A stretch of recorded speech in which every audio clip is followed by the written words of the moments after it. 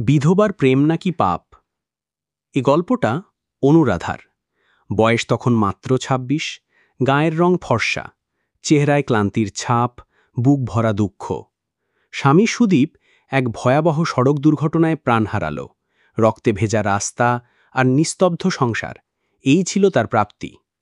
2 ক্ষুদে সন্তান, ভাঙা কুঁড়েঘর আর খালি হাঁড়ি, জীবনটা হঠাৎ যেন আঁধারে ডুবে গেল। আত্মীয় স্বজনের দরজায় হাত পাতল। কেউ বলল, আমরাই তো সংসার চালাতে হিমশিম খাচ্ছি। গ্রামের মানুষ সান্ত্বনা দিল বটে, কিন্তু কারো হাতে রুটি এলো না। বাঁচার জন্য অনুরাধা স্কুলে ঝাড়ুদারের কাজ নিল। সেখানেই তার সঙ্গে আলাপ হল অর্কের। বয়স তখন ২৭, লম্বা চেহারা, চোখে অদ্ভুত এক দীপ্তি। তবে সে তখন বেকার। অর্কের স্বভাব ছিল অন্যরকম, না বাড়াবাড়ি, না মিথ্যে প্রতিশ্রুতি। সে অনুরাধার প্রতিটি কথা মন দিয়ে শুনত, ভারী থলেটা কাঁধে তুলে দিত, আর তার নীরবতাকেও বুঝে নিত। আস্তে আস্তে অনুরাধা বুঝল, অর্কের সঙ্গেই সে এক অচেনা শান্তি খুঁজে পাচ্ছে। গ্রামের পথঘাট, কখনো নদীর ধারে, কখনো আমবাগানে চুপিসারে দেখা হতে লাগল। হৃদয়ের সাথে শরীরের ব্যবধান ভাঙতে শুরু করল। এক বর্ষার রাতে ঝড় বৃষ্টির মধ্যে ঘরে একা ছিল অনুরাধা। ছেলেমেয়েরা মামাবাড়ি গিয়েছে। হঠাৎ দরজায় কড়া। অর্ক দাঁড়িয়ে ভিজে একেবারে কাঁপছে। কোনো কথা নয়, অনুরাধা তার হাত শক্ত করে ধরল।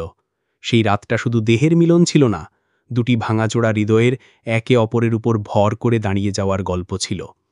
কিন্তু গ্রামের দেওয়ালেরও কান আছে। কারো চোখে পড়ে গেল তাদের, আর পরদিন সকালেই শুরু হলো ফিসফিসানি। বিধবা হয়েও আবার যুবকের সঙ্গে ঘোরাঘুরি। লজ্জা নেই, সন্তানদের কি শিক্ষা দেবে? গালিগালাজ, ইট পাথর পড়ল অনুরাধার ঘরে। শেষে ডাক পড়ল পঞ্চায়েত।